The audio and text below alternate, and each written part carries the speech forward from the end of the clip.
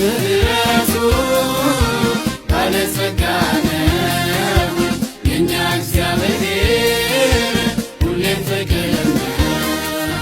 ተንኮል አያውቅም አይሆን እንደ ሰው ይቅር ይለናል ሳንሰለቸው።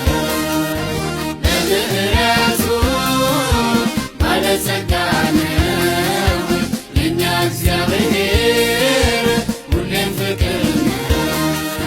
ተንኮል አያውቅም አይሆን እንደ ሰው ይቅር ይለናል ሳንሰለቸው።